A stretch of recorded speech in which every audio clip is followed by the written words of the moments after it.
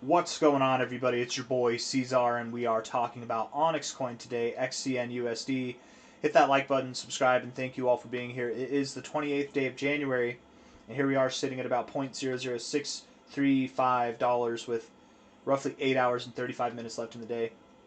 We've pulled back, we've consolidated nice and tight. We've been through this before.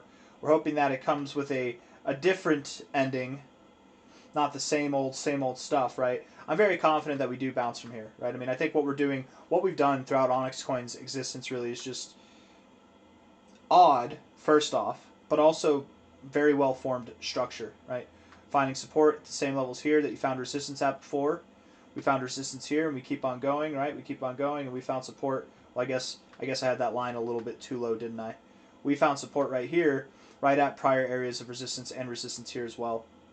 And the golden ratio from this low to high, that's the golden ratio there. It's the golden ratio from this low to high. We just got golden ratios on golden ratios. Very well structured. I think we're doing the same thing here. We're just finding support at prior resistance. Finding support here now. Finding support at our golden ratio zone, as we have historically. And we're waiting on that recovery. It's coming. It could be today. It could be tomorrow. And again, whenever we do move higher, I'm assuming that the pace we take is much like the pace that brought us here, right?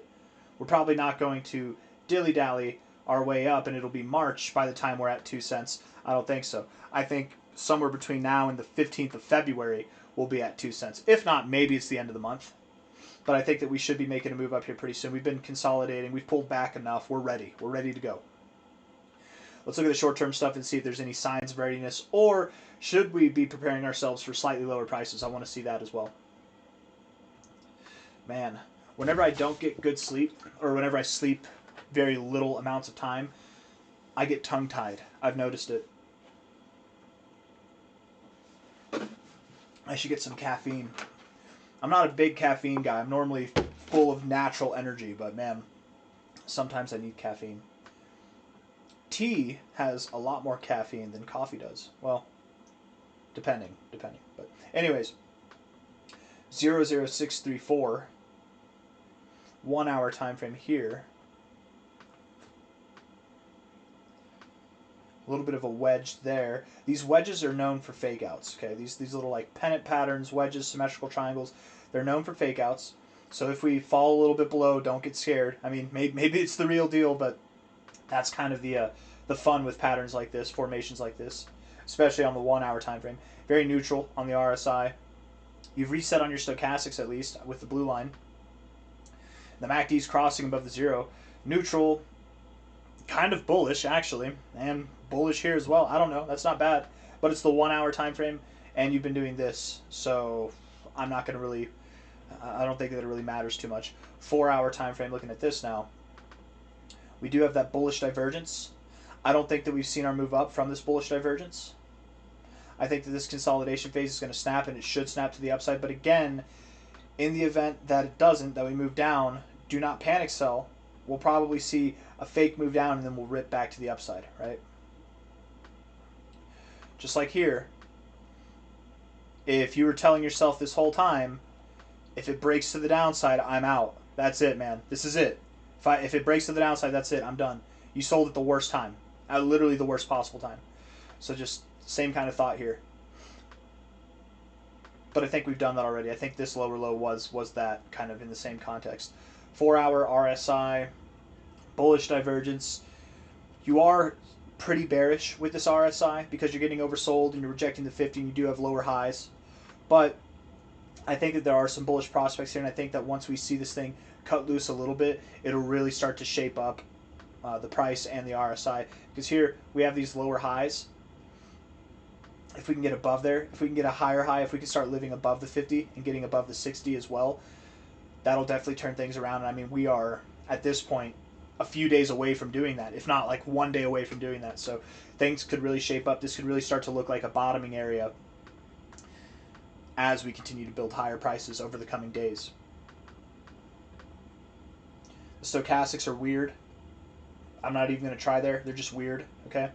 The MACD is technically bearish as well. Again, you're in a general bearish posturing because you're at the base of a downtrend. So of course you're going to be in a general bearish posturing. What we're looking for are signs of reversal. And we see a decay in bearish momentum here. We see it further decay here. You're getting these higher lows here in your histogram, really throughout this whole range. And you've been getting lower lows this whole time.